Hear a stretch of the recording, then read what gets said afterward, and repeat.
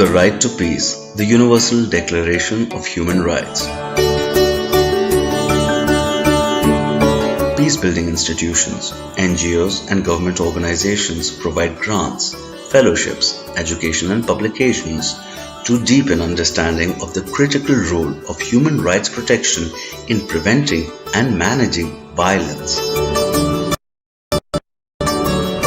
As the peace-building institution's global team works with governments, civil society and faith leaders, women and the youth to prevent and reduce violent conflict, we are guided above all by the belief that every person in every place deserves the opportunity to live in peace.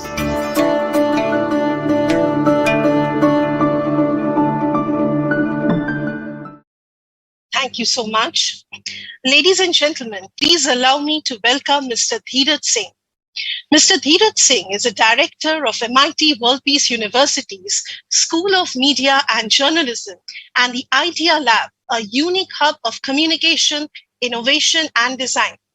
He has a vast experience in strategic communication and media across different platforms, which include the print, TV, digital, film, and branding.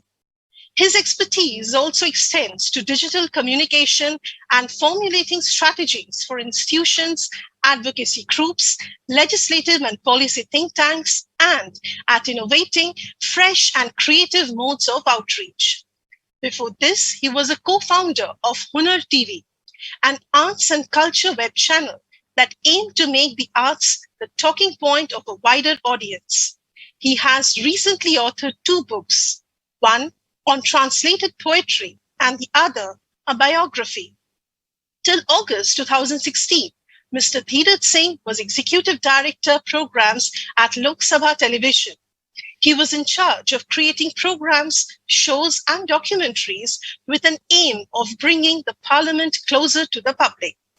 Many programs conceptualized and created during his time at Lok Sabha TV went on to win prestigious media awards, such as the Ramnath Goenka Award, the Ladli Media Award, amongst others. With a huge round of applause, let's welcome Mr. Dheeraj Singh. Sir, I request you to set the tone of the session. Over to you, sir. Thank you so much, Janika ji. Namaskar, and thank you for that lovely introduction. I am extremely honored to be speaking in this August assembly of thinkers, doers, and visionaries on the idea of peace and human rights and how the two are interdependent. The World Parliament of Science, Religion, and Philosophy is indeed a unique platform for exactly these kind of deliberations.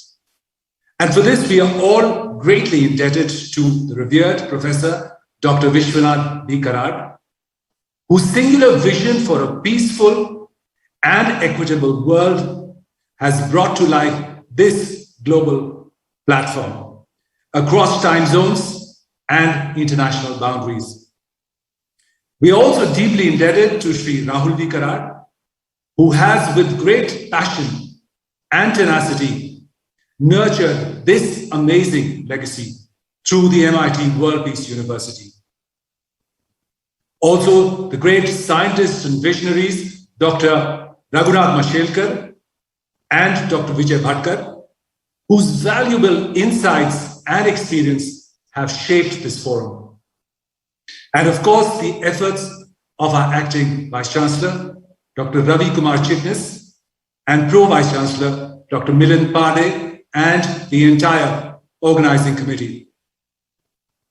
I'm indeed very pleased to be opening this session on the 3rd day of the World Parliament of Science, Religion, and Philosophy, and sharing space with an awesome cast of speakers that include Sri Shraddhanand Seetal, Chairman, Global Human Rights Defense, that is headquartered in The Hague, Netherlands, Dada Gunmuktanand, a highly evolved meditation teacher who's joining us from New York, Dr. Diana R. Coleman, Professor of Comparative Cultures at North Arizona University, and Sri Vinod Subramanian, who is a renowned global marketing leader joining us from London.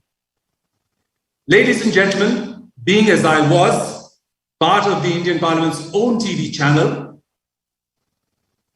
I have watched with great fascination the beautifully carved and canopied chair of the Honorable Speaker of the House, the Lok Sabha. It is an amazing piece of work, craftsmanship, and thought. But what fascinated me most about it was a verse written on top of this beautiful chair. In my mind, it is the most magnificent and profound verse for a place where laws are made. The verse simply says, Dharma Chakra Parivartanaya.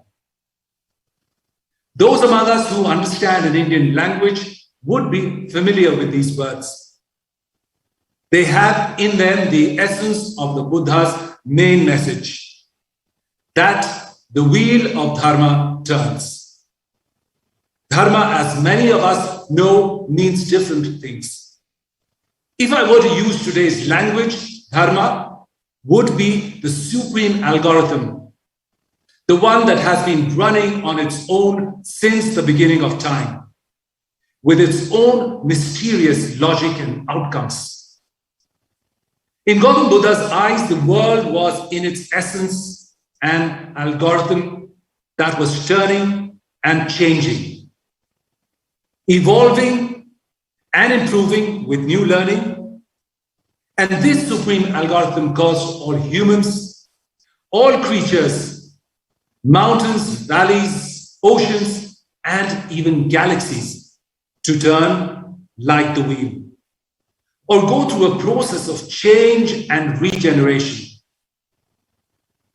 What is the point, you may think, of having this idea of impermanence emblazoned on the chair of the leader of the world's largest democracy? In my humble view, the point of Dharma Chakra Parivartanaya is absolutely clear and explicit. It is to instill in those elected by the people the message of the turning wheel, that all power, all influence is impermanent, and that it will eventually change hands, and that the wheel that has placed them in the august house will also one day show them the door. That, in my view, is the beautiful thought, because it urges lawmakers to use the power vested in them for the larger good.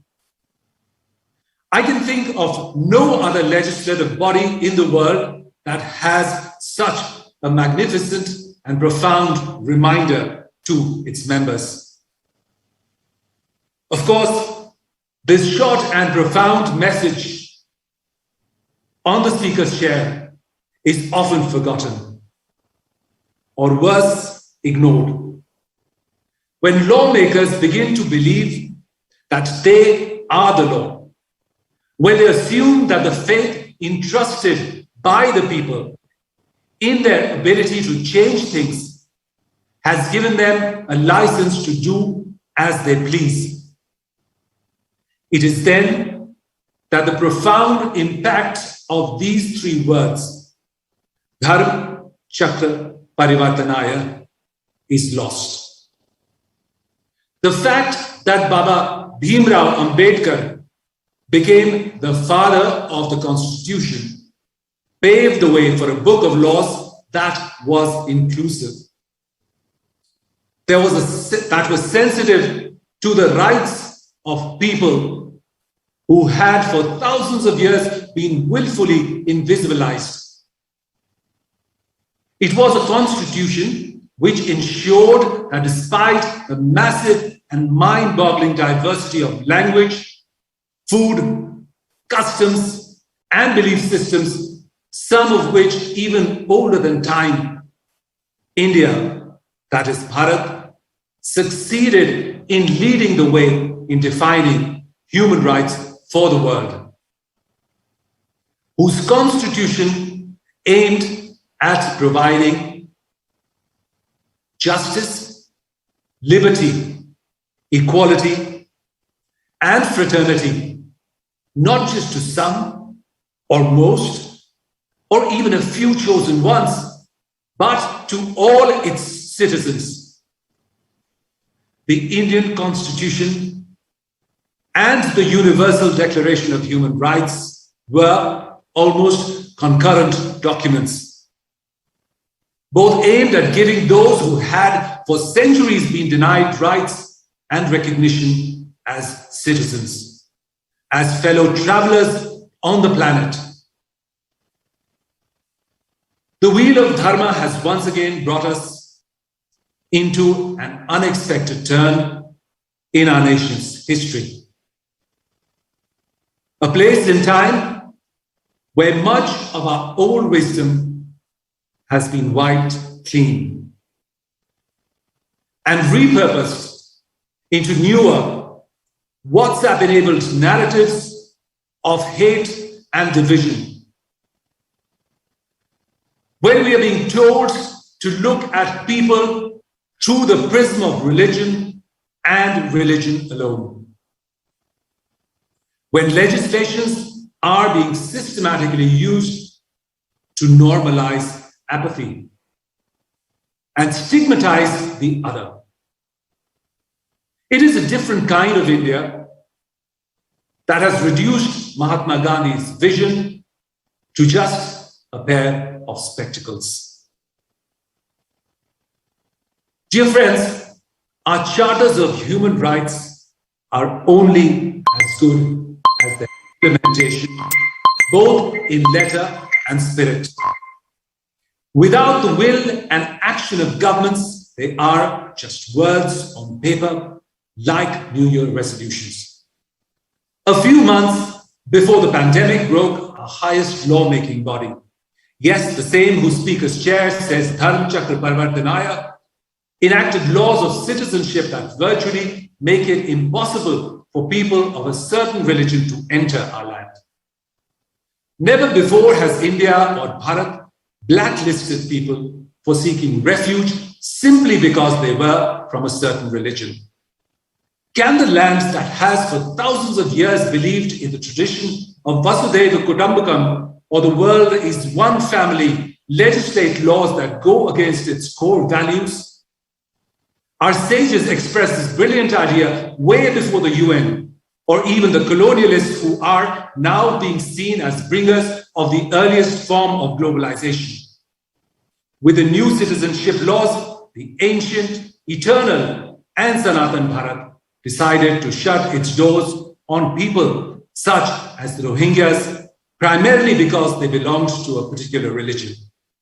It did not matter that they were facing serious human rights violations in their home country. The new citizenship law even went against Articles 13 and 14 of the Declaration of Human Rights that gives everyone the right to seek asylum in another country in order to escape brutal persecution in their own. The right to peace, the right to seek refuge in the face of persecution is an inalienable part of human rights. Yet, it was taken away by the House, whose Speaker's chair carries the golden words, Dharma Chakra Parivartanaya. The wheel of Dharma has indeed turned for the worse. Our civilizational edge of being a world guru, a beacon of hope for people around the world, who looked at India as a champion of civil rights that inspired people like Dr. Martin Luther King, Nelson Mandela, the Dalai Lama, among numerous others, has been dealt a blow. Human rights and peace have a close cause and effect relationship. If you take away one, it almost always leads to the very existence of the other being threatened. Let us hope that a profound message on the Speaker's chair is amplified to many, many more people, especially to those who are the custodians of our great nation today. Thank you, ladies and gentlemen. Jai Hind, Jai Bharat.